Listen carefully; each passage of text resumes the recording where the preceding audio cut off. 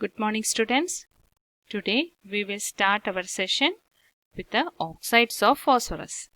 Okay, compounds of non-transition elements in part 1 ile അടുത്ത ഒരു topic ആണ് oxides of phosphorus.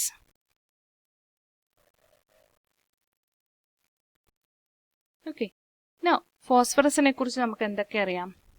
ഫോസ്ഫറസ് എന്ന് പറയുന്നത് നമുക്ക് വളരെ ഫെമിലിയർ ആയിട്ടുള്ള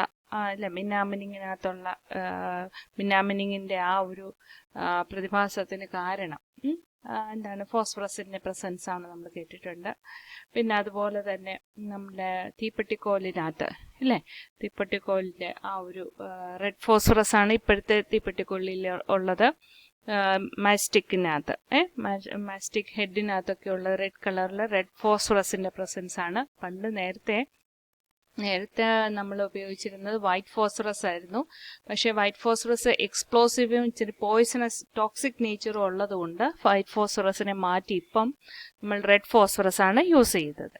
ഓക്കെ, ഇനി this phosphorus belongs to the 15th group ഇല്ലേ, second element in the 15th group. Nitrogen ഫാമിലിയിലെ സെക്കൻഡ് എലമെന്റ് ആണ് ഫോസ്ഫറസ് എന്ന് പറയുന്നത്. And it is 10th most abundant material ആണ്, എലമെന്റ് ആണ്. എർത്ത് ക്രസ്റ്റ് എടുത്തു വെച്ച് നോക്കുവാണെങ്കിൽ എർത്ത് ക്രസ്റ്റിൽ 10th മോസ്റ്റ് അബണ്ടന്റ് മെറ്റീരിയൽ ആണ്, അബണ്ടന്റ് എലമെന്റ് ആണ് ഫോസ്ഫറസ് എന്ന് പറയുന്നത്. ആ 15th ഗ്രൂപ്പിലെ മറ്റ് എലമെന്റ്സ് ഒന്നും എർത്ത് ക്രസ്റ്റിൽ ഇത്ര പെർസെൻറ്റേജിൽ അടങ്ങിയിട്ടില്ല. ഓക്കെ, അപ്പം it occupies 0.116% of earth crust. Okay, and the configuration, electronic configuration of phosphorus is Ne, that is Ne എന്ന് പറയുന്നത് എന്താണ്? Ne is neon 3s2 3p3. അതായത് ഔട്ടർമോസ്റ്റ് ഷെൽ എന്ന് പറയുമ്പോഴത്തേക്കും 3s2 3p3 ആണ് വരുന്നത്. അതിനകത്ത് s ഓർബിറ്റൽ കംപ്ലീറ്റ്ലി ഫിൽഡ് ആയിട്ട് നിൽക്കുന്നു and p orbital is half filled. Okay, half filled ആയിട്ട് നിൽക്കുകയാണ്. അതുകൊണ്ട് ഇത് റിലേറ്റീവ്ലി സ്റ്റേബിൾ ആയിട്ട് നിൽക്കാനുള്ള ടെൻഡൻസി ആണുള്ളത്. പക്ഷേ ഫോസ്ഫറസിന് ഇത്തിരി കൂടെ നൈട്രജനെ പോലെ അത്ര ഇനേർട്ട് അല്ല ഫോസ്ഫറസ് എന്ന് പറയുന്നത്. നൈട്രജൻ ഓൾമോസ്റ്റ് ഇനേർട്ട് നേച്ചർ ആണ് കാണിക്കുന്നത്. പക്ഷേ ഫോസ്ഫറസ് അത്ര ഇനേർട്ട് ഒന്നും അല്ല. അത്യാവശ്യം റിയാക്ഷൻസിലൊക്കെ പങ്കെടുക്കുന്ന ഒരാൾ തന്നെയാണ് ആര്, ഫോസ്ഫറസ് എന്ന് പറയുന്നത്. It exist in many allotropic forms. Okay, red phosphorus ഉണ്ട്, white phosphorus, alpha black, beta black, scarlet, violet തുടങ്ങി ഡിഫറെന്റ് അലോട്രോപിക് ഫോംസിൽ എക്സിസ്റ്റ് ചെയ്യാനായിട്ട് ഫോസ്ഫറസിന് സാധിക്കുന്നുണ്ട്. Okay, and white phosphorus are highly reactive in nature. അത് ലെസ് സ്റ്റേബിൾ ആണ്. They immediately reactive with this oxygen or air and forms oxides. Corresponding oxides form ചെയ്യുന്നുണ്ട്. അതുപോലെ തന്നെ ഇത്തിരി ടോക്സിക് നേച്ചറുമാണ് ആർക്കുള്ളത്, വൈറ്റ് ഫോസ്ഫറസിന് ഉള്ളത്. And this phosphorus forms oxides and oxo acid in addition to several another compounds. But in the present chapter we will discuss about oxides and oxo acids of phosphorus. Okay, now let's start with the oxides of phosphorus.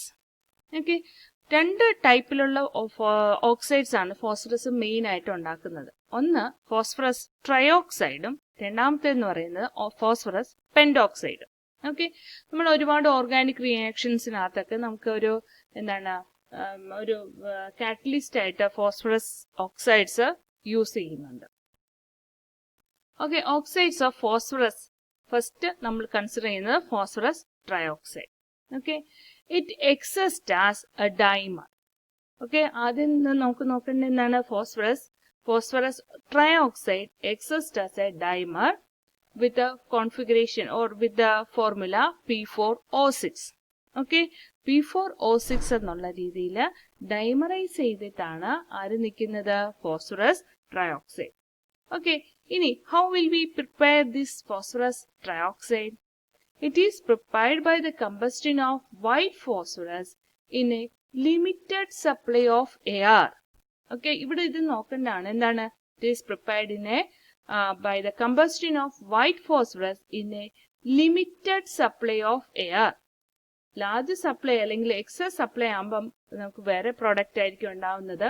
ഇവിടെ നമ്മൾ ഉപയോഗിക്കുന്നത് എന്താണ്? Limited supply of air or oxygen when both P4O10, that is phosphorus pentoxide and phosphorus trioxide are formed. Okay, P4O6 എന്ന് പറയുന്നത് നമ്മൾ എങ്ങനെ വായിക്കുന്നത്? Phosphorus trioxide. കാരണം എന്താ? It exist as A dimer. Phosphorus pentoxide ആണ് P4O10 എന്ന് പറയുന്നത്. അവരും എങ്ങനെയാണ് എക്സിസ്റ്റ് ചെയ്യുന്നത്? ഡൈമറൈസ് ചെയ്തിട്ടാണ് എക്സിസ്റ്റ് ചെയ്യുന്നത്. ഓക്കെ, അപ്പോൾ ലിമിറ്റഡ് സപ്ലൈ ഓഫ് എയറിൽ വൈറ്റ് ഫോസ്ഫറസ് ബേൺ ചെയ്യുമ്പോൾ കമ്പസ്റ്റനിൽ വിധേയമാക്കുമ്പോൾ we get a product of എന്താണ്? A mixture of P4O10 and P4O6. Okay, then നമുക്ക് എന്ത് ചെയ്യണം? ഇവനെ സെപ്പറേറ്റ് ചെയ്യണം. എങ്ങനെ സെപ്പറേറ്റ് ചെയ്യാം? The vapor of the mixture of oxides are passed through a condenser in which water at a 50 to 60 degrees Celsius is circulated. അപ്പം 50 to 60 degree സെൽഷ്യസിൽ ഈ phosphorus pentoxide എന്ത് ചെയ്ത് മാറുമെന്നറിയോ? സോൾഡിഫൈ ചെയ്ത് മാറും. Okay, phosphorus pentoxide 50 to 60 degree സെൽഷ്യസിൽ solidify ചെയ്ത് മാറുന്നതുകൊണ്ട് we can separate this compound. അപ്പോഴും ആര് പിന്നെ വേപ്പർ ഫേസിലായിരിക്കും? ഫോസ്ഫറസ് ട്രയോക്സൈഡ് അപ്പോഴും വേപ്പർ ഫേസിലായിരിക്കും. ഓക്കെ, അപ്പോൾ 50 to 60 ഡിഗ്രി സെൽഷ്യസിൽ ഫോസ്ഫറസ് പെന്റോക്സൈഡിനെ നമുക്ക് സോൾഡിഫൈ ചെയ്ത് മാറ്റാം. പിന്നെയോ റിമൈനിങ് P4O6 പിന്നെ എന്താണ്? വേപ്പർ ഫേസിലായിരിക്കും. അതിനെ നമുക്ക് സെപ്പറേറ്റ് ചെയ്യും. വേപ്പർ ഫേസിൽ നമുക്ക് സെപ്പറേറ്റ് ചെയ്തിട്ട് മാറ്റാൻ പറ്റും. The oxide, that is phosphorus trioxide, is considered as an anhydride of phosphorus acid. Phosphorus acid formula is H3PO3. Okay, this is the preparation part of phosphorus trioxide. Now let's see the structure of this phosphorus trioxide. Okay, okay, it has a tetrahedral structure. First point ആണ്, phosphorus trioxide has a tetrahedral structure. ഇപ്പൊ P4 എന്ന കിടപ്പില്ലേ? അപ്പൊ എന്തായിരിക്കും? Tetrahedral എന്ന് പറയുന്ന 4 corners ഉണ്ടാകും.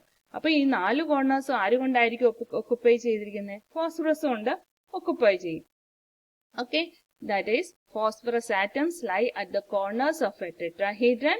The 6 oxygen atoms are present along the edges between the phosphorus atoms, and each phosphorus atom is covalently bonded to 3 oxygen atoms, each of which is bonded to 2 phosphorus atoms. In this manner, all the phosphorus atoms and oxygen atoms have 8 electrons in each of their valence shell.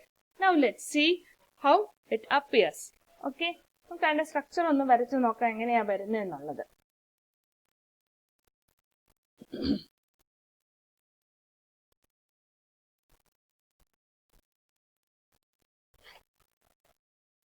Okay, നമുക്ക് ഇവിടെ ഒരു phosphorus atom. Tetrahedral geometry ആണെന്നുള്ള അറിയാമല്ലോ. അപ്പൊ ഇവിടെ 4 phosphorus atoms ഇങ്ങനെ കിടക്കുന്നു. Okay, tetrahedral എന്നുള്ളത് മനസ്സിലാക്കാൻ വേണ്ടിയിട്ടാണ് ഞാൻ ഇവിടെ ഡോട്ടഡ് ലൈൻസ് കൊടുക്കുന്നത്. ഡയറക്റ്റ് ബോണ്ടിങ് ഒന്നും ഇല്ല ഇവര് തമ്മില്. ഓക്കെ, ഇച്ചിരി വളഞ്ഞും ഒക്കെ പോകുന്നുണ്ട്, സാരമില്ല. നമുക്കൊരു ടെട്രാഹീഡ്രൽ ജോമെട്രി മനസ്സിലാക്കാൻ വേണ്ടിയിട്ടാണ്. This is the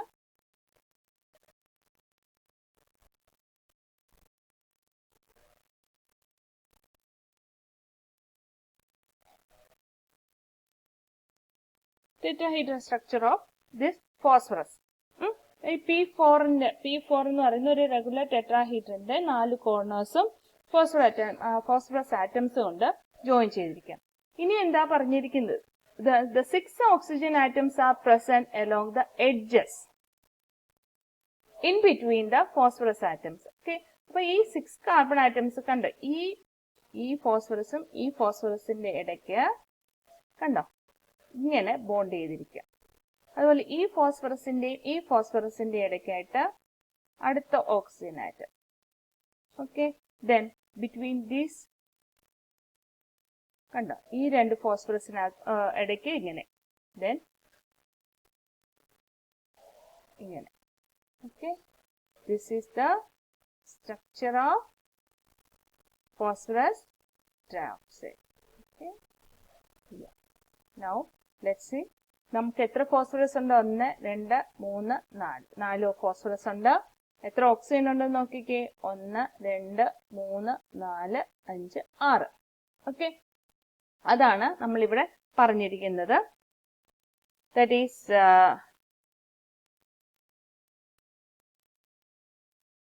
6 oxygen atoms are present along the edges in between the phosphorus atoms. അപ്പം ഈ ഫോസ്ഫറസ് ട്രയോക്സൈഡിന്റെ സ്ട്രക്ചർ നമുക്കറിയാമെങ്കിൽ ഫോസ്ഫറസ് പെന്റോക്സൈഡിന്റെ സ്ട്രക്ചർ വളരെ ഈസി ആയിട്ട് നമുക്ക് വരയ്ക്കാൻ പറ്റും. In this manor all the phosphorus atoms and the oxygen atoms have 8 electrons in each of their valence shell. അപ്പൊ ഇതെല്ലാം covalent bonding ആണ് ഫോസ്ഫറസും ഓക്സിജനും തമ്മിലുള്ള. ഇപ്പൊ രണ്ട് ഫോസ്ഫറസിന്റെ ഇൻ ബിറ്റ്വീൻ ആയിട്ട് ഒരു ഓക്സിജൻ ആറ്റംസ് ഇങ്ങനെ ബ്രിഡ്ജ് പോലെ നിൽക്കുന്നു. ബ്രിഡ്ജിങ് അല്ല ഇവിടെ ആക്ച്വലി നടക്കുന്നത്. എനിവേ നമുക്കിങ്ങനെ ഈ രീതിയിലാണ് ഒരു ഓക്സിജൻ ആറ്റം രണ്ട് ഫോസ്ഫറസ് ആറ്റംസുമായിട്ട് ലിങ്ക് ചെയ്തിരിക്കുന്നു. ആൻഡ് ഈച്ച് ഫോസ്ഫറസ് ആറ്റം, ഓരോ ഫോസ്ഫറസ് ആറ്റംസ് നോക്കുമ്പോൾ 1 2 3 ഓക്സിജനുമായിട്ട് ലിങ്ക് ചെയ്തിരിക്കുന്നു. Okay, each phosphorus atom is covalently bonded to 3 oxygen atoms, each of which is bonded to 2 phosphorus atoms. Now let's see the oxide of phosphorus, phosphorus pentoxide. Here the formula is P4O10. It is obtained by burning phosphorus in free supply of air or oxygen. Limited supply of oxygen ലായിരുന്നെങ്കിൽ we will get phosphorus trioxide, mixture of phosphorus trioxide and pentoxide, but phosphorus trioxide is in large amount. But in this case, burning phosphorus in free supply of air or oxygen ആണെങ്കിൽ we will get P4O10. And it is purified by sublimation at 360 degrees Celsius. And the structure is very similar to that of O6, that is phosphorus trioxide. Here the phosphorus atoms are lie at the corners of tetrahedron with the 6 oxygen atoms lying along the edges and the remaining 4 occupying positions along the extended three-folded axis of tetrahedron. 12 phosphorus oxygen bond distances are 1.62 angstrom each, while the other 4 apical phosphorus oxygen distances are 1.39 angstrom each.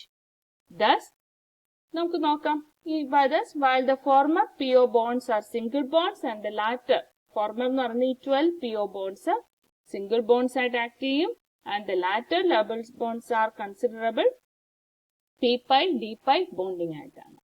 Okay, now let's see the what is the structure of P4O10. നമുക്ക് അതിന്റെ structure നോക്കണമെങ്കിൽ നമുക്ക് എങ്ങനെയാ വരുന്നത് എന്നുള്ളത്. So here the phosphorus atom, നമ്മൾ നേരത്തെ പറഞ്ഞിരുന്ന പോലെ തന്നെ ടെട്രാഹീഡ്രന്റെ 4 കോർണേഴ്സിലും ഫോസ്ഫറസ് ആറ്റം ഒക്കുപ്പൈ ചെയ്തിരിക്കുന്നു. ഇത് നമുക്ക് ടെട്രാഹീഡ്രൽ ജോമെട്രി കാണിക്കാൻ വേണ്ടിയിട്ട് മാത്രമുള്ളതാണ്.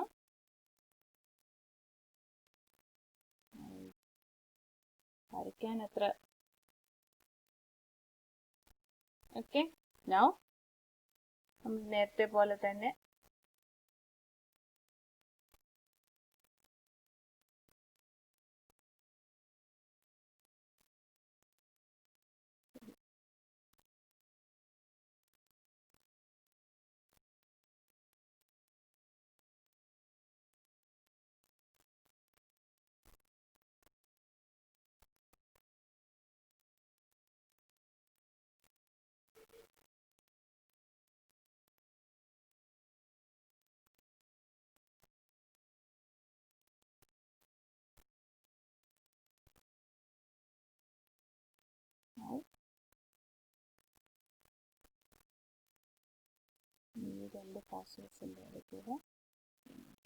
ഓക്കെ.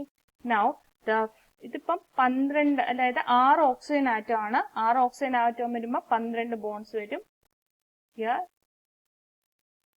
ഇങ്ങനെ ഓരോ p-pi d-pi ബോണ്ട്.